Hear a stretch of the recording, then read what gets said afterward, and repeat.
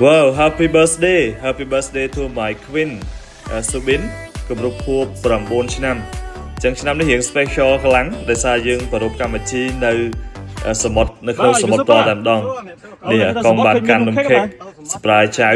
បាទយើងទៅធ្វើនៅក្នុងសមុទ្រអូតាសាផ្ទាល់តែម្ដងដែលចិត្តស៊ីវិឡាបងប្អូនអរគ្នាយើងបង្កើតកម្មវិធីខូបកណាតបែបសบายជាពិសេសគឺប្លែកបងបងប្អូនអរគ្នាបងប្អូនណាដែលចង់បង្កើតបរិយាកាសប្លែកបាទខូបកណាតប្លែកអាចមកសាក់នៅស៊ីវិឡាហើយយើងធ្វើខូបកណាតនៅសមុទ្រផ្ទាល់តែម្ដងសบายរីមែនតើបងប្អូនណាវីដេអូនេះតាមពិតខ្ញុំកាត់ខ្លីៗទេដោយសារយើងមានសកម្មភាព2យប់3ថ្ងៃនេះគឺសบายរីខ្លាំងមែនតើវាជាវីដេអូទី1សម្រាប់ខ្ញុំដែលកាត់យូរបែបនេះប៉ុន្តែពិបាកអង្គការកាត់ដោយសារសកម្មភាពសบายខ្លាំងមែនតើយើងចូលរួមជាមួយនឹងក្រុមគូសាដេស៊ីវីឡាបាទ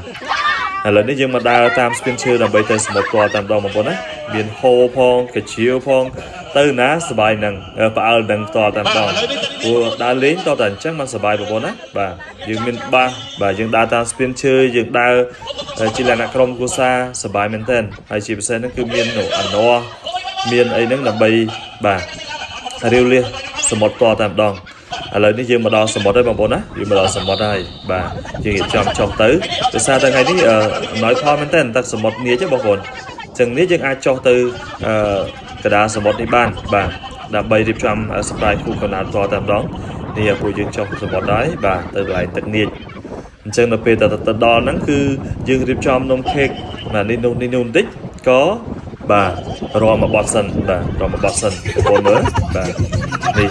បងថ្លៃរបស់ខ្ញុំគាត់ចាត់ចែងបាទ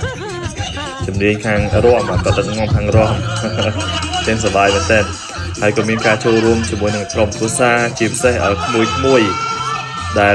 យើងជុំគ្នារៀបចំកម្មវិធីគូកណ្ដាលផ្ទាល់តែម្ដងបាទនេះក្មួយខ្ញុំហើយនឹងកូនខ្ញុំបាទសិតតែអ្នកកម្ពុជារមហើយបាទចឹងជុំគ្នាយូរម្ដងបាទនៅសមុទ្រគូកណាតរីករាយខ្លាំងមែនទែនបងប្អូនណាហើយសម្រាប់ខ្ញុំបាទគូកណាតកូនផងវិធីកងផងបាទដើម្បីញ៉ាំងបរិយាកាសឲ្យរីករាយសកម្មភាពច្រើនមែនទែនបាទពីយប់3ថ្ងៃនេះតែយើងកាត់ខ្លីៗហើយនៅសល់4នាទីជាងទៀតបងប្អូន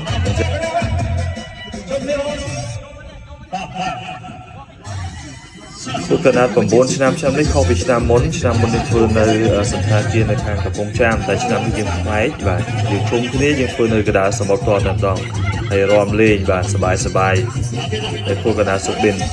ជាងតបពីរៀបចំរួចរាល់យើងក៏ចាប់ដើមច្រៀងគូកណាតផ្ទាល់តែម្ដង Happy birthday to my